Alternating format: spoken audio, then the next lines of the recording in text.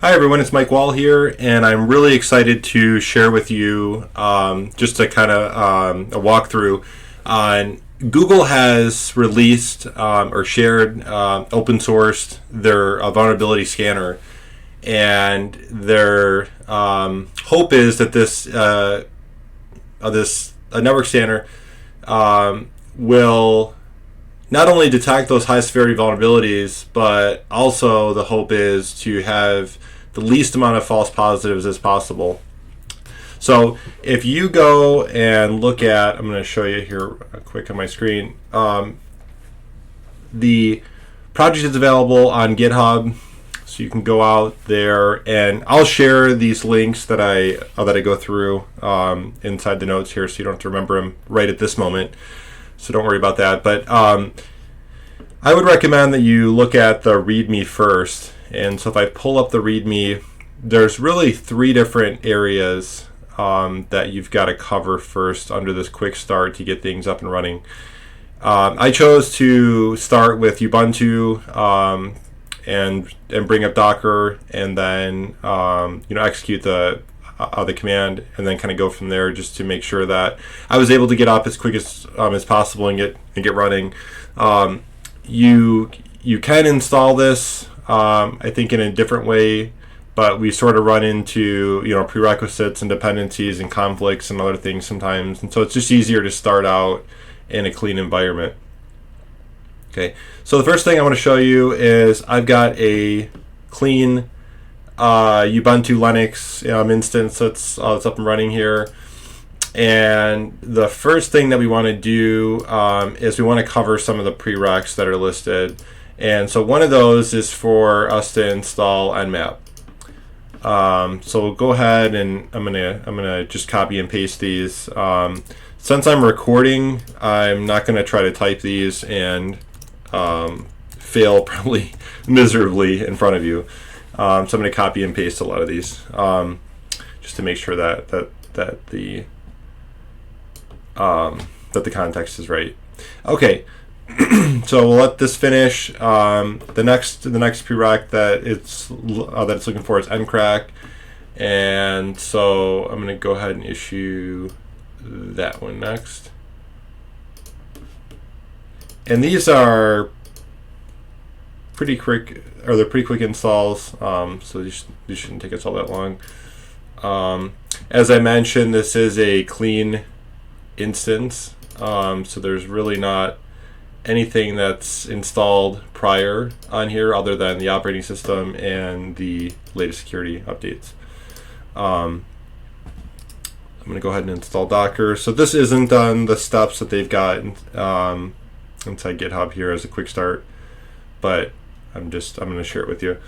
So we'll give this a second to finish, and once this is finished, we're going to go ahead and make sure that we start Docker. Otherwise, it'll complain, obviously, with the later commands if it's not running.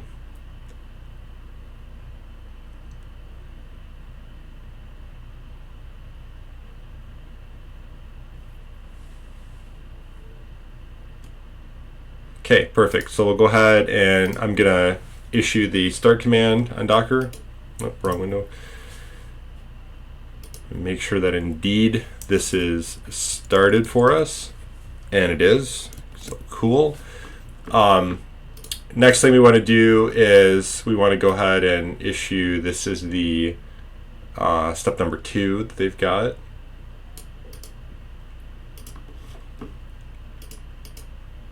And like I said, don't worry about trying to take notes or copy stuff down. I'm going to go ahead and make sure that you have all the links that you need inside the notes here. Just don't worry about that. And the download and the pull is pretty quick. I've got a pretty decent VM instance here that's set up, and a decent internet connection, so that always helps.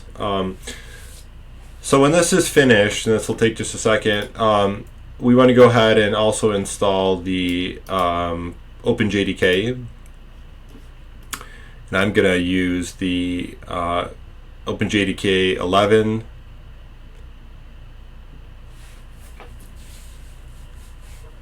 Give this just a second to install.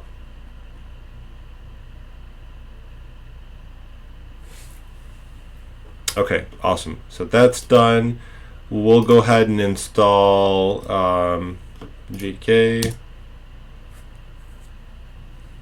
and all 728 megs of this.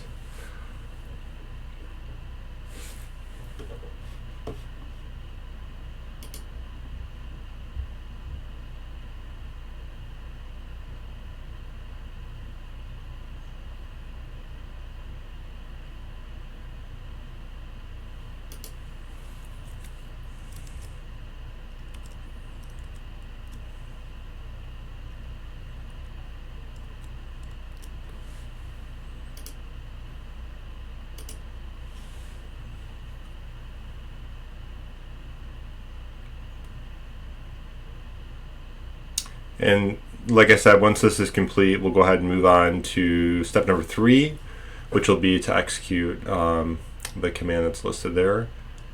And once that, and I'll cover this again too, but once that command is run, which essentially, if we were to scroll down just a bit, this command is going to run this quick start, and the quick start is going to run these tasks that are listed below. And that doesn't take too long to run, so that'll be good.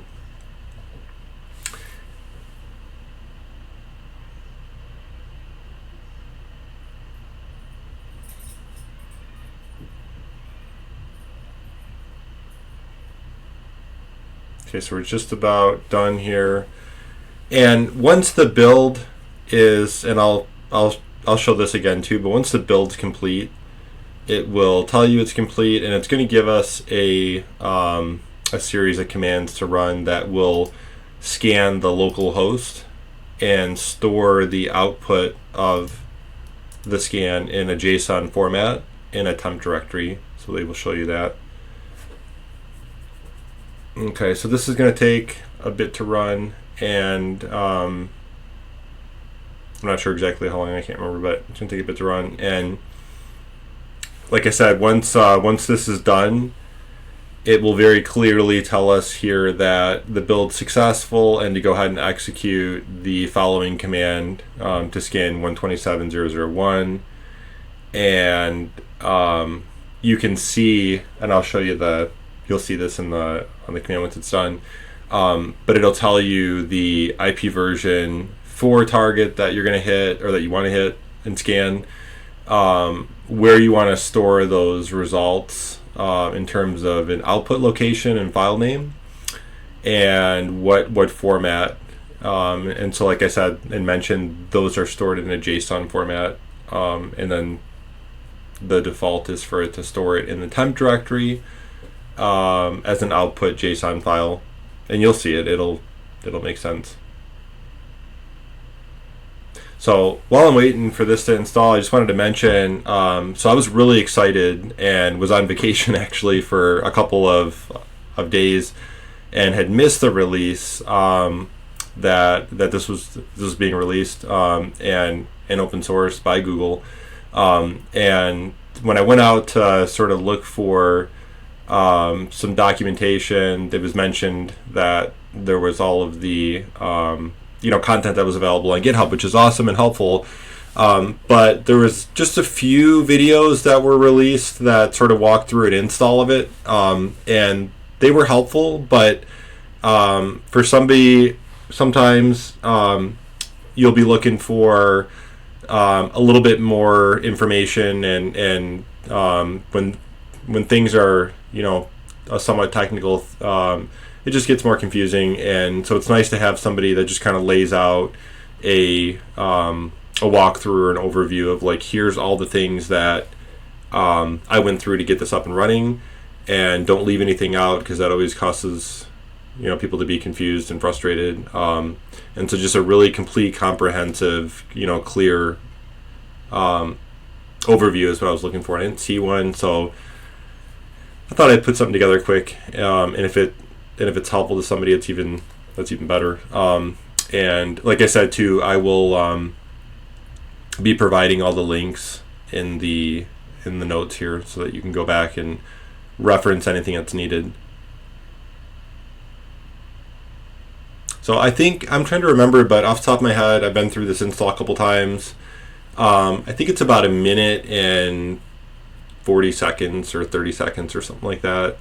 So not terrible, not a real long install. And one thing to tell you too is once it's complete and we go and issue the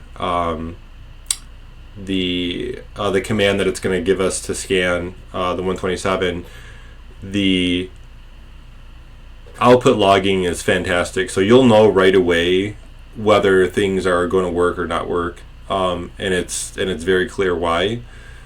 And if it does work, I'm not going to be able to record because it will take upwards of 10-15 minutes to run a full scan to see the output or the outcome of that. But I'll show you just leading up to and including the initial part of the scan, and you'll have to see once your scan completes the actual output and the file itself. But all good stuff. All good stuff.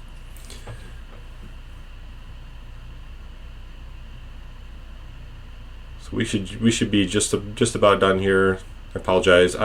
Sometimes when I do these recordings, I'll pause the recording, but in my case, I've had some interesting things happening with audio when I've done that, and so I don't want to have that happen and then lose audio for the rest of my recording.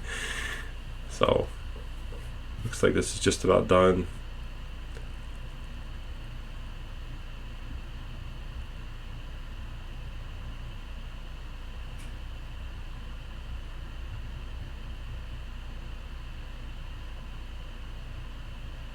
Okay, awesome. So here we've got 14 actionable tasks that were completed. Took us a minute and 58 seconds. Build successful, so that's what you absolutely want to be looking for and see.